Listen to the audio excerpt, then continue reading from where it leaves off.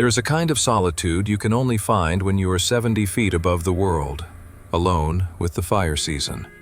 For many people, the job of a fire lookout promises escape, but in the fire lookout woods, that promise comes with an unspoken contract.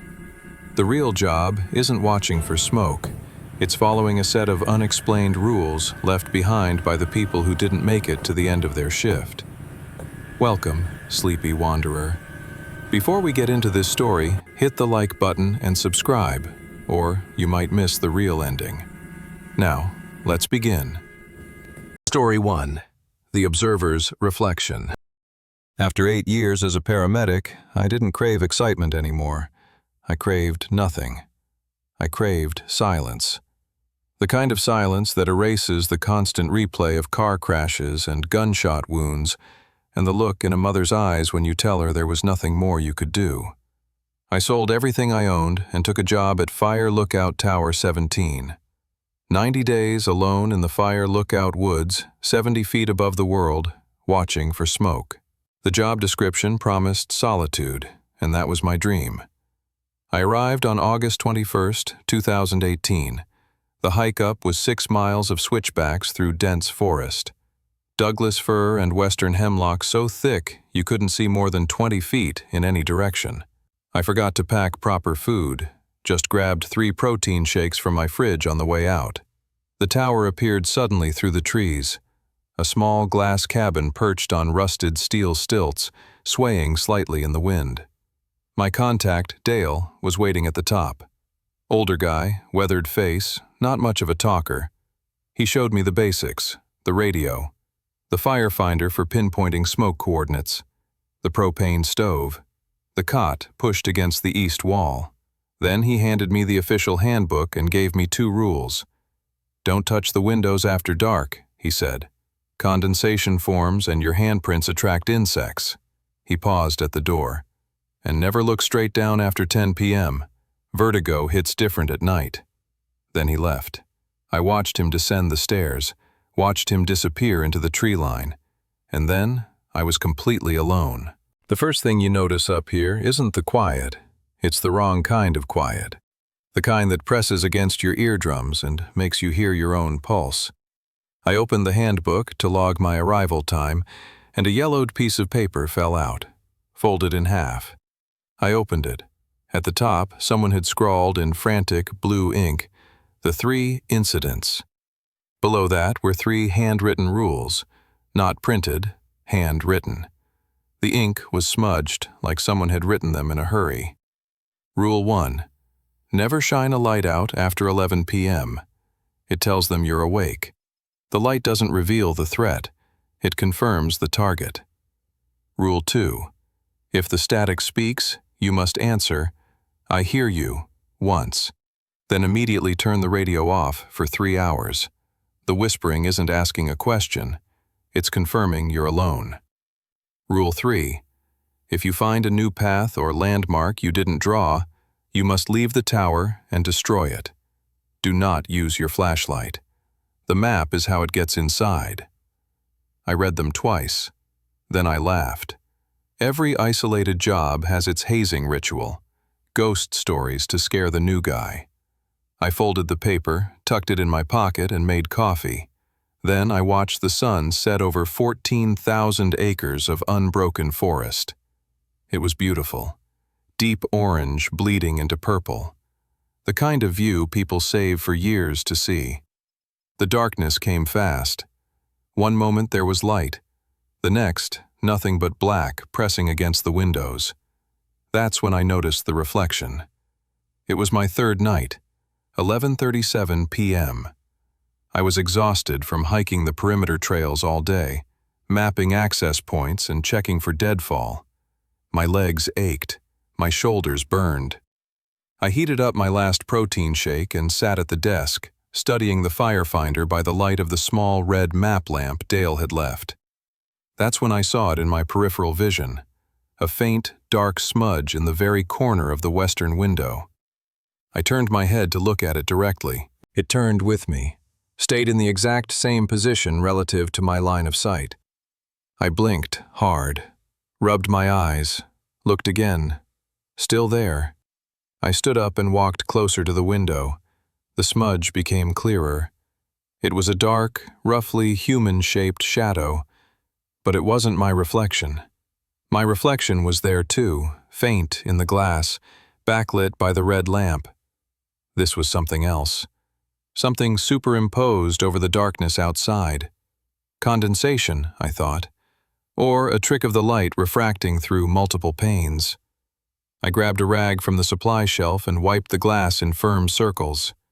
The smudge didn't even blur. It remained perfectly still, perfectly clear. My paramedic training kicked in automatically. In the ER, when you see something wrong, you investigate immediately. You don't wait. You don't second guess. You identify the threat and respond.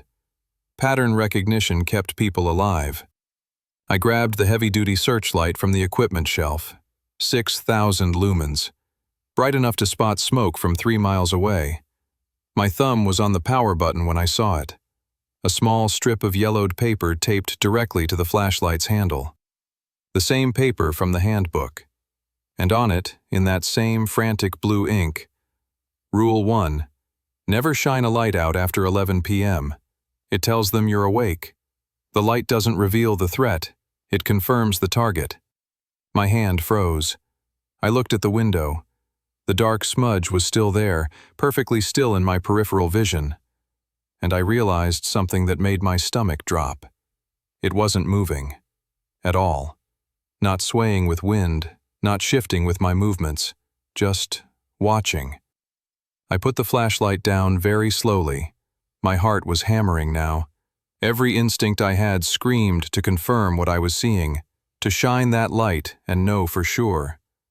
But the rule said the light confirms the target, which meant whatever was out there was waiting for me to do exactly that. I stepped back from the window. The smudge stayed in the corner of my vision. I walked to the opposite side of the cabin. The smudge moved with me, staying in the exact same relative position, always in my peripheral, always just barely visible. I sat down at the desk and forced myself to look at the firefinder, to focus on the map, on anything but that window. Minutes passed. My neck ached from the tension. Sweat ran down my spine despite the cold. Then I heard it, a soft sound, like fabric dragging across glass. I looked up. The smudge was gone. I sat there for 3 hours, staring at that empty window, wondering if I'd imagined the whole thing. But I knew I hadn't. Because when dawn came and I finally built up the courage to go outside and check, I found something that made me understand the rule. There were scratches in the dirt at the base of the tower. Dozens of them. Long, dragging marks that circled the entire structure. And at the western corner, directly below the window where I'd seen the smudge, the marks were deeper, frantic, like something had been trying to climb. But the scratches didn't go up. They went down. Like something had been clinging to the outside of the glass and only let go when I stepped away. It hadn't been waiting for me to shine the light so it could see me. It had been waiting for me to confirm I'd seen it, to acknowledge its presence. The light would have been my way of saying, I know you're there. And that, apparently, was permission for something far worse. I didn't touch the flashlight after dark for the rest of my stay, but it didn't matter. Because whatever was in those woods had already seen me. And 5 nights later, the second incident happened. It was day 8. I was patrolling the main maintenance trail in the late afternoon, checking the path conditions for my log. The trail was well maintained, packed dirt worn smooth by years of ranger boots. I'd walked it twice before. That's when I found the cairn. Right in the center of the path, where the dirt was hardest, someone had built a small tower of stones. 7 smooth, flat rocks stacked perfectly without mortar, each one balanced with impossible precision. It was too deliberate to be accidental, too intentional to be natural. I crouched down and examined it. The stones were river rocks, worn smooth, but the nearest stream was 2 miles away. Someone had carried them here, placed them here. Recently, because I'd walked this exact spot yesterday, and it hadn't been there. I looked around. The forest was silent, not even bird song, Just that same, wrong kind of quiet that pressed against my ears. Dale's words came back to me. Never trust something that looks too intentional. I should have knocked it over right then, should have scattered the stones and kept walking. But I didn't. I took a photo with the disposable camera from my pack, documented it in my notepad, logged the exact GPS coordinates, because that's what you do when you find something unusual. You record it. You try to understand it. I left the cairn standing and hiked back to the tower. That night, well after midnight, I was jolted awake by a sound, the radio crackling to life. Static hissed through the speaker, loud in the darkness. I sat up in the cot, heart pounding. Then a voice came through, faint, metallic, a human whisper buried in the white noise. "Check the compass." I went completely still. The voice was barely audible, but I'd heard it clearly. 2 words. Check the compass. My drafting compass was sitting on the desk where I'd left it. The static continued. Then another whisper. Same voice, same flat tone. 7 stones. You counted them. Ice flooded my veins. No one had been on that trail. I'd been alone. The static grew louder, and through it came another whisper. He's awake now. He's listening. My hand reached for the radio dial automatically, ready to change the frequency, to find the source, to respond. Then I saw it. Another strip of that yellowed paper, taped directly to the side of the radio. I hadn't noticed it before because it was on the back, hidden from view. Rule 2. If the static speaks, you must answer, "I hear you," once, then immediately turn the radio off for 3 hours. The whispering isn't asking a question. It's confirming you're alone. The stones are listening. My hand hovered over the dial. The whispering had stopped. The static continued, but now I heard something else underneath it. A soft, rhythmic sound. Thump, thump, thump. At first I thought it was coming from the radio. Then I realized it was my own heartbeat, amplified somehow. The static was matching my pulse, rising and falling with my breathing. I hadn't answered the whisper. The rule said I had to answer, then turn it off. But I'd hesitated too long. Now, the static knew my rhythm, my fear. It was listening to me the way I'd been listening to it. I reached out with a shaking hand and turned the radio off. The silence that followed was worse than the static, because in that silence I heard footsteps, not on the stairs, not below the tower, inside the cabin, soft, deliberate, moving from the western window toward my cot. I sat frozen in the darkness, barely breathing. The footsteps stopped right next to the bed. I could feel a presence there, close enough to touch. I waited for something to happen, for a hand to reach out, for a voice to whisper in my ear. Nothing. Just presence. Just the weight of being observed. I stayed like that until dawn, rigid with terror, feeling eyes on me in the darkness. When the sun finally rose and light spilled through the windows, the presence faded. I was alone again. But when I went to check the compass on my desk, my blood turned to ice. It was gone. In its place was a single smooth river stone, the same kind from the cairn. Something had been inside the tower with me. By day 14, I'd almost convinced myself I could handle it. The reflection in the window, the whispers on the radio, the stone that appeared on my desk. I'd created a routine. I followed the rules on the paper exactly. I didn't shine lights after 11 p.m. I kept the radio off for 3-hour intervals after any static. I documented everything in my log with clinical detachment, the way I documented traumas in the ER. I thought control meant survival. I thought if I just followed the pattern, I'd be safe. I was wrong. It was 3 p.m. on day 14. I was cross-referencing my GPS waypoints with the official map on the desk, trying to create a more accurate trail system for future lookouts. The map was standard issue. Forest Service topography with marked trails, streams, and elevation lines. I'd studied it dozens of times. That's when I saw it. A new feature on the map that hadn't been there before. A small clearing marked with a hand-drawn circle in black ink. Next to it, in handwriting I recognized immediately as my own, were the words, "The Listening Place," and below that, a timestamp, 2:13 a.m. I stared at it. My hands started shaking.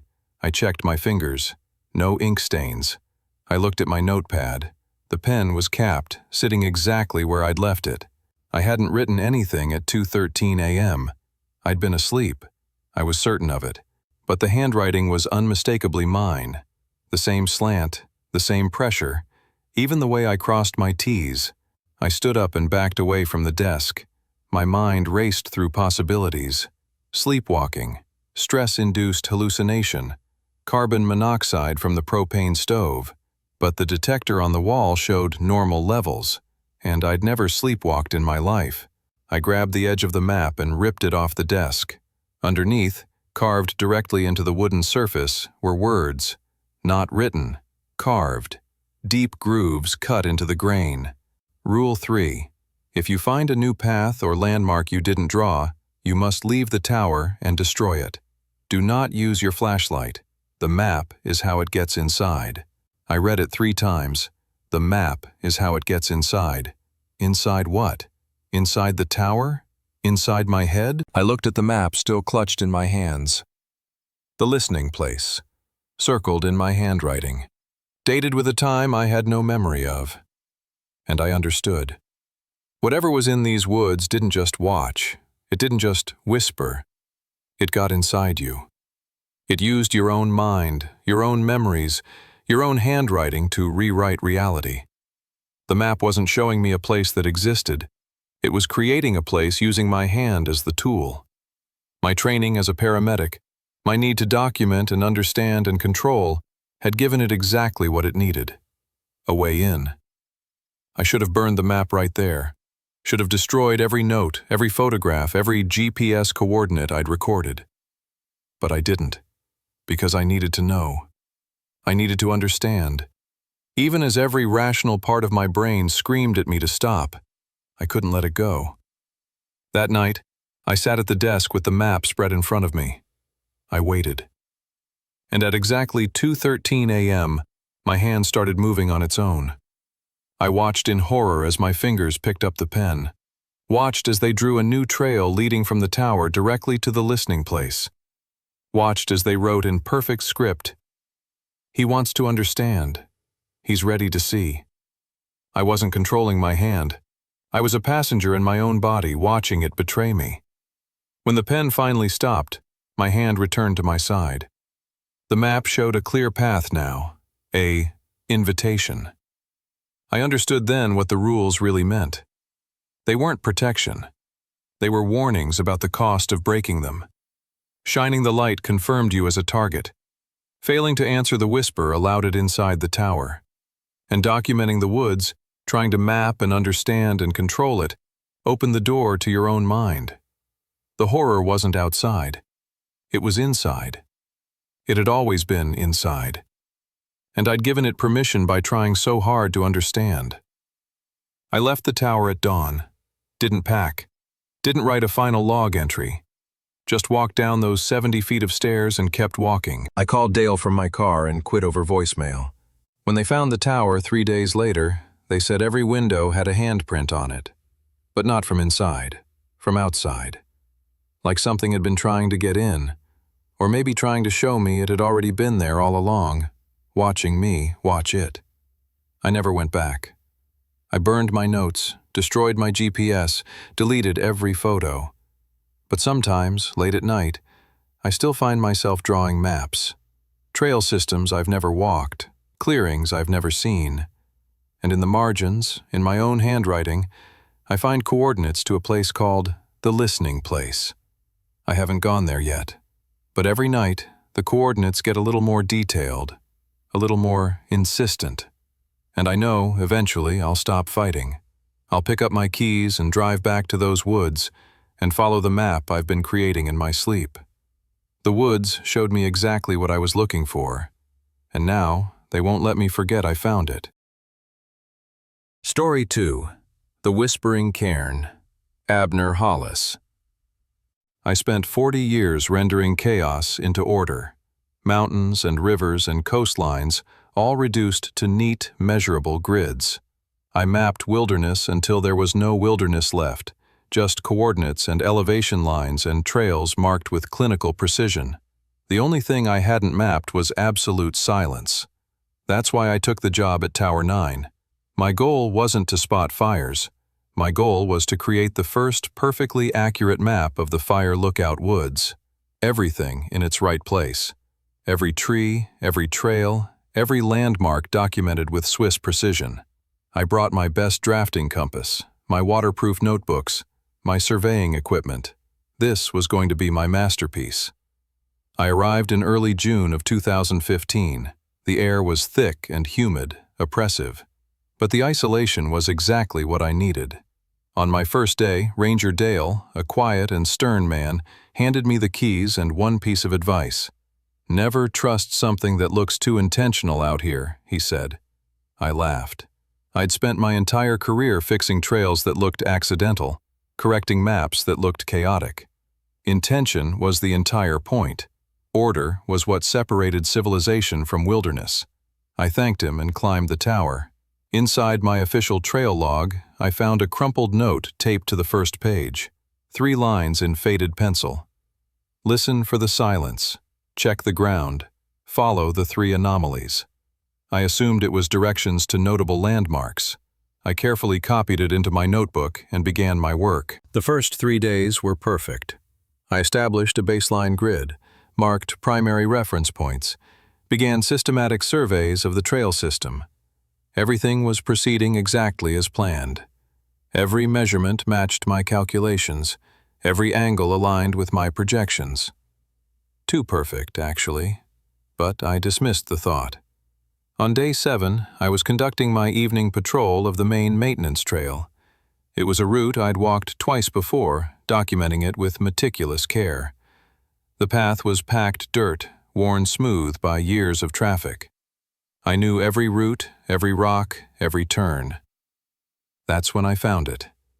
Right in the center of the trail, where yesterday there had been nothing but smooth earth, sat a small cairn. 7 river stones, each one flat and smooth, stacked in perfect balance. No mortar, no supports. Just stone on stone, defying gravity. I stopped walking. The forest had gone completely silent, not gradually, instantly, like someone had hit a mute button on the world. I approached the cairn slowly. The stones were wet, despite the fact it hadn't rained in 4 days. They were cold to the touch.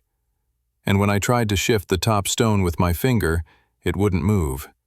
It was perfectly balanced, but somehow fixed in place. I photographed it from multiple angles, measured it, logged the exact coordinates. Then I did what any cartographer would do. I marked it on my map. Anomaly 1, Stone Cairn, 7 stones, origin unknown. I should have knocked it down, should have scattered those stones back to whatever creek they came from. But it was too perfect, too precisely balanced. It represented order in chaos. How could I destroy that? I left it standing and returned to the tower. That night, I was reviewing my notes when the radio crackled to life. It was well after midnight. The static was loud, harsh, filling the small cabin. I reached for the volume dial. Then I heard the voice. It was faint, metallic, barely human. A whisper threaded through white noise. "Check the compass." I froze. My compass was sitting on the desk, right where I'd left it after my evening calculations.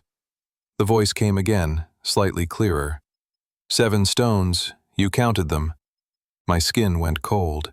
I'd been alone on that trail, completely alone. No one could have known I counted the stones. No one could have been watching. The static intensified. The voice spoke a 3rd time. "He's documenting us. He thinks we're landmarks." I grabbed for the radio dial, ready to change frequency, ready to demand identification. Then I saw the paper. A small strip of yellowed notebook paper taped to the side of the radio where I hadn't noticed it before. Rule 2. If the static speaks, you must answer, "I hear you," once, then immediately turn the radio off for 3 hours. The whispering isn't asking a question, It's confirming you're alone. The stones are listening. My hand stopped. The stones are listening. I looked at my map, at the spot where I'd marked Anomaly 1. I'd documented it. I'd given it attention. I'd confirmed its existence by recording it. The whisper came through the static one more time, and now I could hear the wrongness in it. It wasn't a human voice distorted by distance. It was something else, wearing a human voice like clothing that didn't quite fit. "Answer us, cartographer. Tell us you hear." I hadn't answered. The rule said I needed to answer, then turn it off immediately. But I'd waited too long. Now something was using my silence as permission to continue. Under the static, I heard a new sound, a wet, rhythmic thumping. At first I thought it was interference. Then I realized it was matching my pulse. The static was listening to my heartbeat, reading my fear. I reached out with a shaking hand and turned the radio off. The silence that followed was absolute, oppressive. The kind of silence that has weight and presence. And in that silence I heard something that made my blood turn to ice. Footsteps. Inside the cabin, slow, deliberate steps moving across the wooden floor. From the door to the desk to the window. Circling, methodical. But I was alone. I could see the entire cabin. There was nowhere to hide. No one was there. The footsteps stopped at my desk, right next to my compass. I heard a soft sound, like stone scraping against wood. Then the footsteps retreated, moved back toward the door, and stopped. I sat rigid on the cot, barely breathing, listening to the silence. Minutes passed, hours maybe. I didn't move, didn't dare turn on a light, just sat in the darkness, feeling observed. When dawn finally came, I worked up the courage to check the desk. My compass was gone. In its place sat a single, smooth river stone, the same type from the cairn, and carved into the wooden desktop, in letters so fine they looked etched by a laser, were the words, Anomaly 2. I spent the next 6 days searching for my compass. I tore apart the cabin, checked every shelf, every storage box, every corner. It was gone. And every time I returned to the desk, I found another stone. Always the same type, always placed exactly where my compass had been. By day 13, there were 7 stones on my desk, arranged in a small cairn, perfectly balanced, waiting. I stopped patrolling, stopped documenting. I sat in the tower and stared at those stones and tried to understand what they wanted, what they were asking for. Because they were asking for something. I could feel it. On day 14, I broke. I couldn't stand it anymore. I needed order. I needed to understand. So I did what I'd been trained to do for 40 years. I documented. I measured each stone, calculated their weight distribution, mapped their exact position, logged everything in my notebook with obsessive detail. And when I was finished, I added the cairn to my official map. Anomaly 2, interior cairn, 7 stones, origin unknown, appears to migrate. The moment I marked it on the map, I heard it. A soft whisper. Not from the radio, from the stones themselves. He's cataloging us. He's making us real. I jerked back from the desk. The stones didn't move, didn't shift. But I'd heard it clearly. A voice from inside the rock itself, speaking with the same flat, metallic tone as the radio whisper. That's when I understood. The stones weren't landmarks. They weren't messages. They were anchors. Each one I documented, each one I measured and mapped and recorded, became more real, more solid, more permanent. I wasn't discovering anomalies. I was creating them. My obsessive need to document was giving them substance. I grabbed my map and ripped it off the desk. Underneath, carved into the wood, was another message. Rule 3. If you find a new path or landmark you didn't draw, you must leave the tower and destroy it. Do not use your flashlight. The map is how it gets inside. But I'd already drawn them. I'd already mapped them. The cairns were on my official chart, marked and measured and recorded, and now they were inside the tower, inside my mind, speaking to me in voices made of stone and static. That night I tried to sleep, but at exactly 2:13 a.m., I woke to find myself sitting at the desk. My hand was moving across the map, drawing a new trail, a path leading from the tower into the deep woods. And at the end of the path, I'd drawn a clearing. Inside the clearing, I'd drawn 47 small circles, 47 cairns. I stared at the map in horror. I hadn't drawn this consciously, I'd been asleep. But the lines were in my handwriting, my style, perfect cartographic precision. Below the clearing, I'd written in my own neat script, "The gathering place, where order meets its architect." I tried to cross it out, to erase it, but my hand wouldn't obey. Instead, I watched as my fingers picked up the pen again and began adding detail. Elevation lines, distance markers, GPS coordinates precise to 6 decimal places. I was mapping my own destination, documenting the place I would be taken. The whisper came again, from the stones on my desk. "We are not anomalies, cartographer. We are appointments. You've been documenting our arrival. Now you'll document your departure."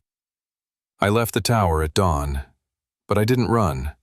I followed the map, the one I'd drawn in my sleep, because I had to know. I had to see. It was my nature, my training, my curse. The path was there, exactly as I'd drawn it, worn into the earth like it had existed for decades. I followed it deeper into the woods, and with each step, I found another cairn. Each one carefully balanced, each one waiting. When I reached the clearing, I understood. There were 47 cairns arranged in a perfect grid, and in the center, a space. One cairn missing, waiting for its architect. I never made it back to the tower. They found my equipment, my maps, my notes. All meticulously maintained, all perfectly ordered. But they never found me. Because I'm still here. In the clearing, I mapped. In the anomaly, I documented. I've become part of the order I sought, another landmark on a map that keeps expanding. And sometimes, late at night, a new lookout will find a stone on their desk, a smooth river stone, and they'll hear a whisper in the static, telling them to check their compass, to count the stones, to document the anomaly. And I'll be there in that whisper, another voice in the chorus, another cartographer who mistook chaos for something that could be measured. The woods don't need maps. They are the map. And anyone who tries to chart them becomes just another landmark, just another carefully placed stone in an ever-growing cairn. They never trust something that looks too intentional. But by the time you realize the intention wasn't yours, it's too late. You're already documented, already mapped, already part of the order you tried to impose. And the worst part? I'm still taking measurements, still recording data, still trying to map this place from the inside. Because that's what I do. That's what I am, a cartographer, forever documenting the exact coordinates of his own disappearance. Story 3. The Map's Memory. Thea Quinlan. A graduate student went to Tower 12 in September 2022 to debunk local folklore. She had a doctorate in environmental psychology, a GPS unit accurate to 3 meters, and a thesis about how wilderness horror stories are just manifestations of ecological anxiety. She lasted 16 days. When rangers found her, she was burning papers in a circle around the tower. Maps, notes, photos, everything she'd documented. She was chanting coordinates that didn't correspond to any location on Earth. This is what she managed to tell them before she stopped speaking. My dissertation was simple. Modern wilderness horror is ecological anxiety wrapped in folklore. People fear the woods because they fear climate change, habitat loss, their own disconnection from nature. Give these fears a monster and suddenly they're manageable. That was my theory. Fire Lookout Woods was going to be my proof. I took the job at Tower 12 specifically because of the stories, the whispers, the cairns, the disappearances, All of it was perfect material. I would spend the summer documenting, measuring, and explaining every single so-called supernatural event with rational, scientific clarity. I'm a researcher. I believe in data, in empirical evidence, in the scientific method. I was so confident, I didn't even pack proper hiking boots. I figured I'd spend the entire time in the tower taking notes. I arrived on September 15th. The head ranger was a kind, older woman who smiled when she handed me the keys. "The woods only show you what you're looking for, dear," she said. I smiled back. Perfect. I was looking for rational explanations. That's exactly what I'd find. The first thing I did was scan the official tower map into my research database. It was clean, blank in most places, just basic topography and a few marked trails. I cross-referenced it with satellite imagery, with historical surveys, with every available data source. Everything matched. Everything was confirmed. Then I found the note, taped to the map itself, a scrawled message in faded ink. "Forget what you know. Watch the paper." I photographed it, logged it, added it to my collection of local color. Then I started my systematic documentation of the area. The first week was perfect. I established baseline environmental readings, documented weather patterns, recorded audio samples of the forest at different times of day. I was building an airtight case for the psychological origins of wilderness horror. Every creak of the tower had an explanation. Every shadow had a source. Every sound had a rational cause. I documented it all with clinical precision. But on day 8, something changed. I was updating my digital map, adding new waypoints from my daily patrol. I'd walked every trail within 2 miles of the tower, measured every landmark, photographed every notable feature. My map was becoming more accurate than the official Forest Service version. I was proud of that. I was bringing scientific clarity to an area that had been shrouded in superstition. That night, I was reviewing my notes when I noticed something odd. A section of forest on my digital map that I didn't remember adding. A small clearing about half a mile northwest of the tower. I'd labeled it the Shaman's Clearing. I stared at the entry. The name was wrong. I would never use terminology like that. Too folkloric, too unscientific. I always used descriptive labels. Clearing Alpha. Open space Northwest 4. Never romantic names with cultural implications. But there it was, in my own annotation style. Complete with GPS coordinates, elevation data, and estimated area. All in my systematic format. I checked my field notes. No record of visiting that location. I checked my photos. Nothing. I checked my GPS unit. No waypoint saved. But it was on my map. Detailed and precise. I assumed it was a mistake, a duplicate entry. Maybe I documented a different clearing and mislabeled it. I made a note to verify it the next day and went to sleep. At 2:13 a.m., I woke up sitting at my desk.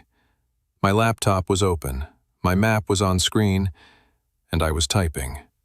I watched my hands moving across the keyboard, adding details to the Shaman's Clearing. Description: circular clearing approximately 40 meters in diameter. Soil composition unusual, no undergrowth. Perfect geometric center marked by raised stone platform. I tried to stop typing. My hands wouldn't respond. They kept going, adding more detail, more measurements, more scientific observations of a place I'd never been. When my hands finally stopped, I looked at the screen. I'd added 17 new data points to the Shaman's Clearing, each one precisely formatted, each one in my academic writing style, each one describing features I'd never seen. I slammed the laptop shut. My hands were shaking. There was a rational explanation. There had to be. Sleepwalking, sleep typing. Maybe I'd visited the clearing and forgotten. Memory gaps from stress. That was documented. That was scientific. I opened my field journal to check. That's when I saw it. A new entry, dated today, written in my handwriting. Day 8. Confirmed existence of the Shaman's Clearing.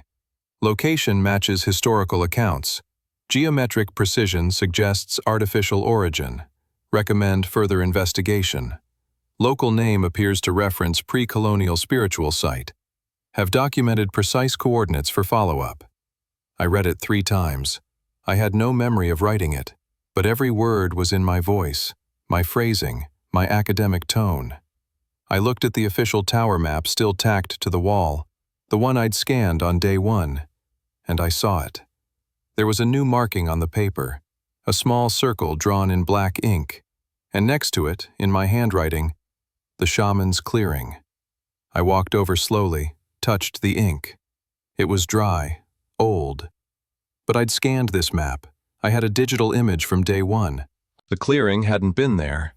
I pulled up the original scan on my laptop, compared it to the physical map. They didn't match. The physical map had the shaman's clearing. The scan didn't, which meant someone had added it, while I slept, using my handwriting, on a map that was 10 feet from my bed, or I'd added it myself, and couldn't remember. Both options were equally terrifying. I ripped the map off the wall. Under it, carved directly into the wooden desktop, were words. Deep grooves cut into the grain. Rule 3. If you find a new path or landmark you didn't draw, you must leave the tower and destroy it. Do not use your flashlight. The map is how it gets inside. I read it over and over. The map is how it gets inside. Inside what? Inside the tower? Inside my mind? I looked at my laptop, at my digital map with its 17 new data points, at my field journal with its phantom entry, at the physical map with its impossible marking. I'd been documenting the woods, measuring them, mapping them, trying to understand them with scientific precision, and somehow the act of documentation had opened a door. The woods weren't just allowing me to map them, they were mapping themselves through me. I spent the next 3 days trying to fight it. I stopped taking notes, stopped collecting data, stopped updating my maps. I would prove this was psychological, a stress response, a manifestation of my own anxiety. But every night at 2:13 a.m., I woke up at my desk. And every morning, I found new entries, new clearings, new landmarks, each one perfectly documented, each one in my voice. The listening stone, the cartographer's trail, the place where names echo. Each location more detailed than the last, each one building into a comprehensive map of places I'd never visited. On day 14, I checked my original map scan again, and I saw something that made my blood run cold. Every new landmark I'd added, every clearing and trail and feature was now visible in the original scan. The digital file I'd created on day 1 had changed. The data was different. The image showed all 17 new locations. I checked the file metadata. Creation date, September 15th. Last modified, September 15th. The file hadn't been changed. It had always been this way. Reality was retroactively updating itself to match my documentation. I wasn't mapping the woods. I was creating them. Every note I took, every measurement I recorded, every landmark I documented became real, not just on paper, in the actual forest. The woods were using my scientific precision to give themselves form. That night, I didn't fight it. I sat at my desk at 2:13 a.m. and watched my hands move across the keyboard. Watched as I wrote a new entry. Day 14. The mapping is complete. Subject has documented sufficient detail for full manifestation. The shaman's clearing is now accessible. All coordinates confirmed. Research will continue from new location. Fieldwork begins at dawn. I read it in horror, not because I didn't remember writing it, but because I did. I remembered deciding to write it, remembered choosing each word, remembered formatting it according to my academic standards. It was my decision, my words, my research. But the thoughts weren't coming from me. They were coming from somewhere else. Using my training, my discipline, my obsessive need to document and understand. The woods had gotten inside, not by force, by invitation, by using my own intellectual curiosity as a doorway. I understood then what the rule meant. You can't document the woods without giving them power. You can't map them without becoming part of the map. Every observation, every measurement, every careful note is you teaching them how to exist, how to be real, how to use your mind as an anchor point for their reality. At dawn, I started burning everything. My notes, my maps, my photos, my GPS data, my dissertation research. All of it. I made a circle of fires around the tower and fed every document I'd created into the flames, because the only way to stop creating the woods was to destroy the creation. To unmake what I'd mapped. To erase the coordinates I'd so carefully recorded. But even as I burned the papers, I was still taking notes, still observing the burn patterns, still documenting the temperature and rate of combustion, still being a researcher. Because that's what the woods had learned from me, that I can't not document. I can't not measure. I can't not try to understand. When the rangers found me, I was chanting coordinates, not to the shaman's clearing, to my own location, latitude and longitude precise to 8 decimal places, over and over, anchoring myself, trying to remember where I was, who I was. Because the woods had taught me the final lesson. When you map something completely enough, when you document every detail, you don't discover what it is. You discover what you are. A landmark, a data point, a carefully measured location on a map that keeps expanding. They took me away, gave me medication, therapy, told me it was a psychological break, ecological anxiety manifesting as delusion, exactly what my dissertation predicted. But I know the truth. The woods don't exist until someone believes in them. And believing, for a scientist, means documenting, measuring, proving. We don't trust something until we can chart it, map it, make it fit our models. And that trust, that need to understand, is exactly what gives them form. I don't do field work anymore. I stay in my apartment. Don't go near forests. Don't look at maps. Don't take notes. Because I learned what happens when you try to bring order to something that feeds on being observed. It observes you back. It learns your patterns, your methods, your voice. And then it uses them, uses you, makes you the pen it writes itself into existence with. Sometimes I still wake up at 2:13 a.m. with coordinates running through my head, locations I've never been, places that don't exist yet, waiting for someone like me to document them, to measure them, to make them real. The woods only show you what you're looking for, and I was looking for proof that horror stories were just anxiety, just fear given form. I found my proof. Horror stories are anxiety given form, but not the way I thought. We create the monsters by trying to explain them. We give them reality by documenting them. We make them permanent by mapping them. And somewhere in Fire Lookout Woods, there's a clearing with my name on it, carefully labeled, precisely measured, waiting for me to finish the research I started, because the map is how it gets inside. And once you start mapping, you can't stop until you've charted every detail, including the exact coordinates of your own disappearance. That's the thing about being a researcher. We don't fear the unknown. We fear leaving it undocumented. And that fear, that compulsion to understand, is the most dangerous thing you can bring into the woods. Because the woods are always listening, always learning, always waiting for someone to teach them how to exist. And I was a very good teacher. If you made it this far, you're exactly who I create these stories for. Here's how you help me bring you more. Hit that like button. 1 second. Massive difference. It tells YouTube to show this to more horror fans. Subscribe and turn on notifications. Drop a comment right now. Where are you watching from? What time is it? Brave enough for 3 a.m.? Tell me what horror you want next. Deep ocean? Abandoned hospitals? Roadside motels? Your suggestions shape my content. We're pushing for 1,000 subscribers. Every sub keeps real horror alive. If this gave you chills, if you glanced at the darkness behind you, if you felt something, subscribe. You're not just supporting a channel, You're keeping atmospheric horror alive. Check the next video on screen for another nightmare.